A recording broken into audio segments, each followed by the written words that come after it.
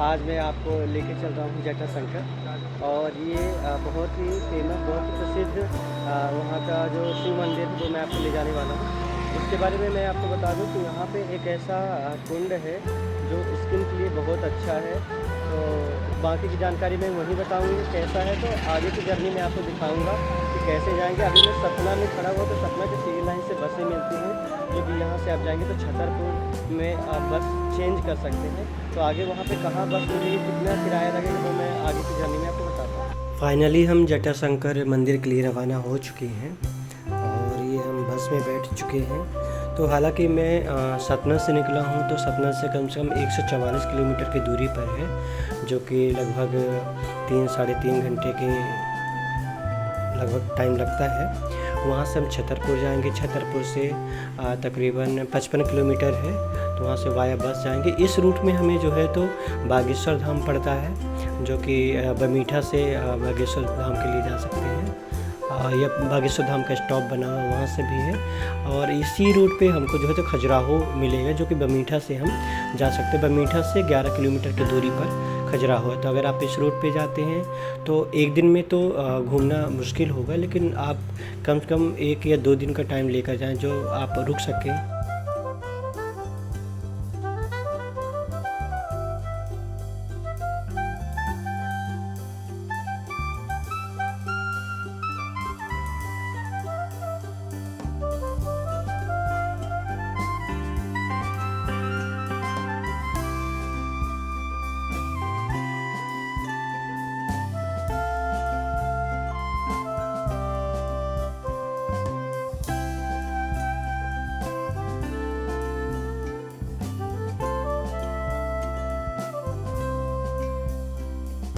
जो जटाशंकर है, ये बुंदेलखंड क्षेत्र में पड़ता है, जो कि छतरपुर ज़िले में है। और छतरपुर में बिजावर तहसील से करीब 15 किलोमीटर की दूरी पर है। और ये जो जटाशंकर का जो मंदिर है, सुंदर पहाड़ियों से घिरा हुआ है। ये शिव मंदिर है, जिसे जटाशंकर धाम के नाम से जाना जाता है।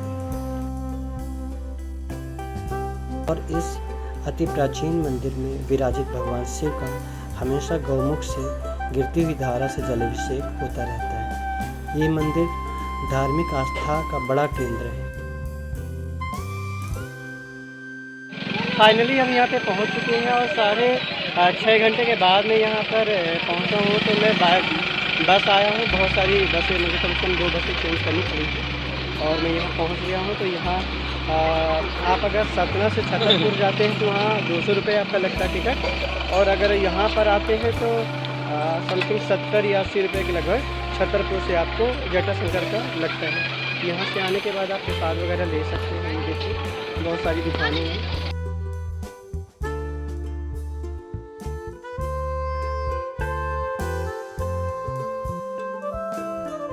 अमावस्या के दिन भीड़ थोड़ा ज़्यादा रहती है। और मान्यता ऐसी है कि मंदिर के जल के कई लोगों की जो बीमारियां हैं वो ठीक हो जाती हैं। और ये प्राकृतिक दृष्टि से भी ये स्थान मनोरम है। चारों ओर पहाड़ों से घिरा हुआ है, सुंदरता है। और बारिश के टाइम आप जाएंगे तो यहाँ पे आपको बहुत ही मनोरम दृश्य मिलेगा, क्योंकि बारिश में हरियाली बहुत ज़्यादा होती है, उस वजह से आपको अच्छा लगेगा वहाँ पे। और बंदर वहाँ पे बहुत ज़्यादा है, और बंदर के अलावा भी कई जंगली जानवर भी वहाँ पे पाए जाते हैं।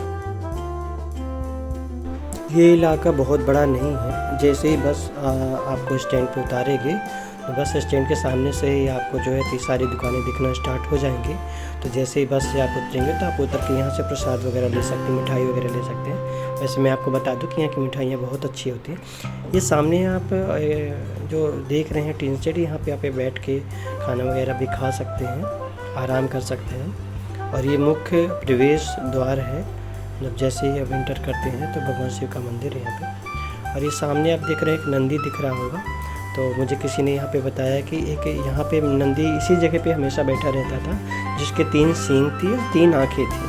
तो जब वो ख़त्म हो गए तो उसी की जो मूर्ति है, उनका जो मूर्ति है वो बना के यहाँ पे लगाया गया। एंट्री पॉइंट पे ही आपको शिव शंकर जी की मूर्ति इतनी बड़ी लगी दिखेगी आपको।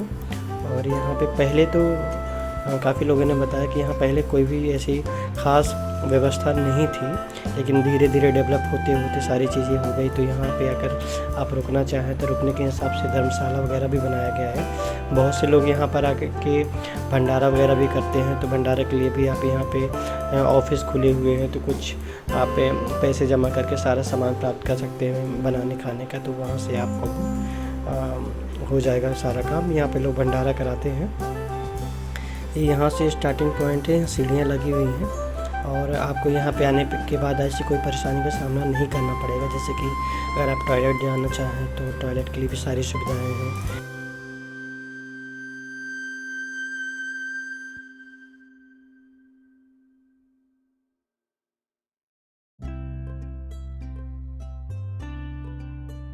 बारिश में अगर आप यहाँ पे आएंगे तो आपको और भी मज़ा आएगा, क्योंकि बारिश में चारों तरफ हरियाली होती है, जगह जगह से पानी गिरता है, झरना गिरता है। तो आपको थोड़ा सा और मतलब प्राकृतिक सौंदर्य, प्राकृतिक जो दृश्य है वो आपको यहाँ पर देखने को मिलेंगे। तो बारिश में भी आप आ सकते हैं। बाकी तो हर टाइम लोग आते रहते हैं यहाँ पे, क्योंकि स्नान का जो मैंने आपको बताया था कि बहुत ही महत्व है यहाँ पे। तो उसके लिए हर अमावस्या में जो है तो भीड़ लगती है, लोगों का तांता लगे रहता है। बाकी दिन तो नॉर्मल रहता है। और ये हमारे नन्नू मुन्नू बंदर जो है तो खेल रहे हैं, वहाँ आपको बंदर बहुत मिल जाएंगे। तो आप वहाँ पे जाएं तो आप अपने सामान की जो सुरक्षा है स्वयं करें। यहाँ पे अगर आप मुंडन कराने के लिए आते हैं तो यहाँ पे लिखा हुआ है 51 रुपये की जो राशि है वो जमा करानी पड़ती, पर्ची लेनी पड़ती है। और यहाँ पे आप अपना जो भी बच्चे का मुंडन कराना चाहें तो वो करवा सकते हैं। तो बाकी अगर ये जूते चप्पल को सामान है तो आप यहाँ पे रख सकते हैं। सामान तो ना ही रखें, जूते चप्पल रखें, लेकिन अगर कोई सामान आप यहाँ पे रखते हैं तो बंदरों के कारण वो सुरक्षित नहीं रहेगा, तो आप साथ में ही रखें, ज़्यादा बेटर रहेगा।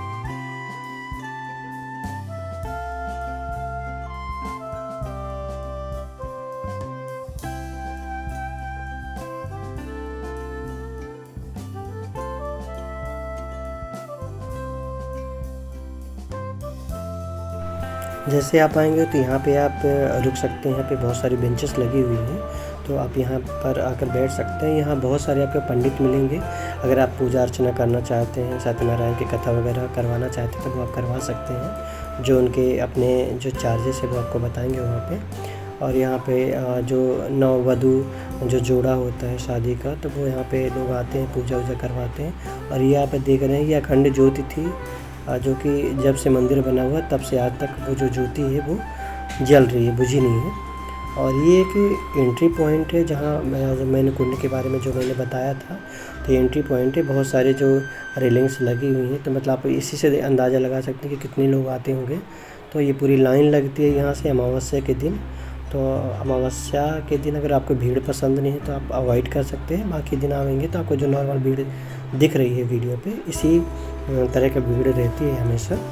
और ये सामने जो है कुंड बना हुआ है, लोग इस पे भी नहाते हैं। और यहाँ पे मंदिर बना हुआ है, जो कि आप प्रसाद वगैरह यहाँ पे चढ़ा के तिलक वगैरह आप लगवा सकते हैं। और ये सामने गौमुख से पानी गिर रहा है। ये सारा मैं व्यू आपको दिखा रहा हूँ, चारों तरफ कैसा बना हुआ है, कैसा दिखता है यहाँ पे। और आइए मैं आपको कुंड की तरफ फिर लेके चलता हूँ, जो कि कुंड इतना प्रसिद्ध है। कुंड के बारे में मैं आपको बता दूँ कि ये मौसम के विपरीत इसका पानी का टेम्परेचर रहता है। अगर ठंडी है तो पानी गर्म होगा, गर्मी है तो पानी ठंडा रहता है।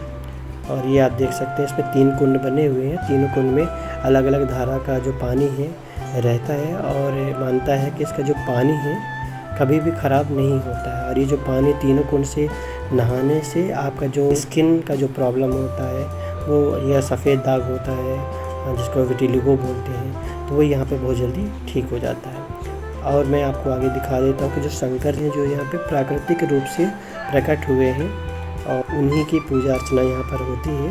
और ये मैं आप पास से दिखा देता हूँ थोड़ा आगे जाके। ये आप देख सकते हैं सामने जो नहला रहे हैं वही पिंडी है।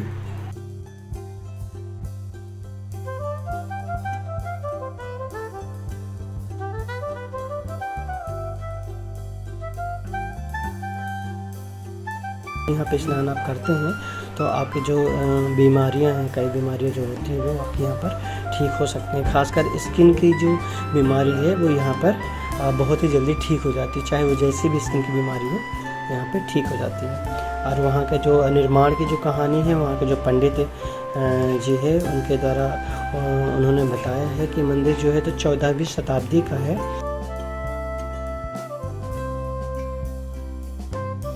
विशस्तु नाम के जो राजा थे उन्हें सपने में भगवान शिव के दर्शन दिए और अपने स्थान के बारे में बताया। इसके बाद राजा जो है तो सैनिक के साथ जाकर वहाँ पे उस स्थान को ढूंढा और उसी स्थान पर शिवलिंग की विधि विधान से प्राण प्रतिष्ठा करवाई। राजा ने इसी स्थान पर हवन भी करवाया। उन्होंने कोढ़ से ग्रस्त मंत्री को हवन में बैठने के लिए कहा, लेकिन संकोचवश मंत्री ने इनकार कर दिया। लेकिन राजा के आदेश के कारण वो बैठ गया।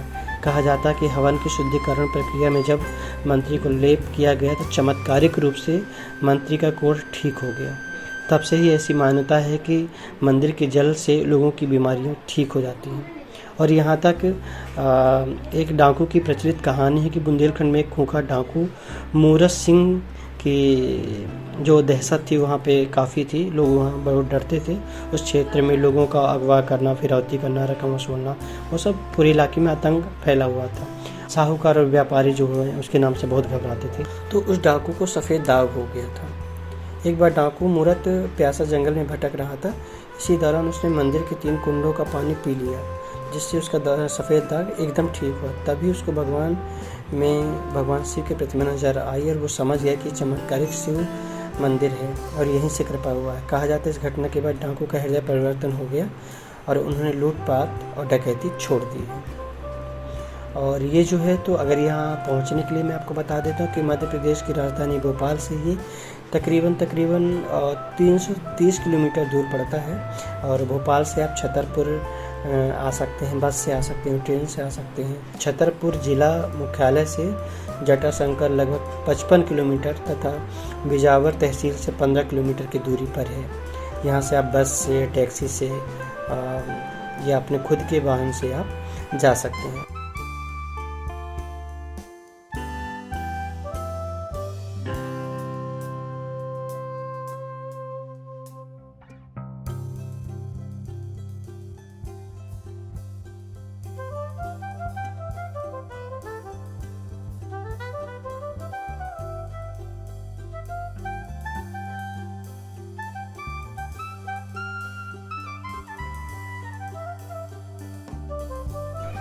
आप ये देख सकते हैं तालाब में छोटू मोटू जो बंदर है वो नहा रहा है, स्विमिंग पूल का मज़ा ले रहा है वो भी। वैसे कई बंदर छलांग लगा के मज़े ले रहे हैं।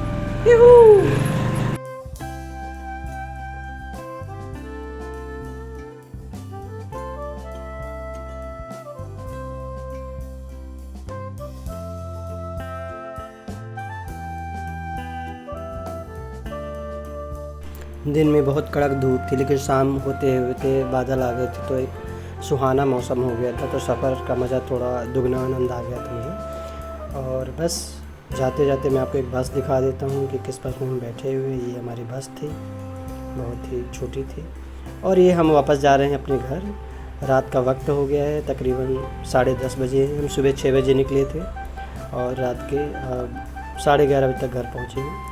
और पहले एमपी की सड़कें बहुत ही ख़राब हुआ करती थी, लेकिन अभी जो है तो हर जगह जो सड़क है बहुत ही अच्छी हो गई, जो कि आपका टाइम जो है तो थोड़ा बच जाता है।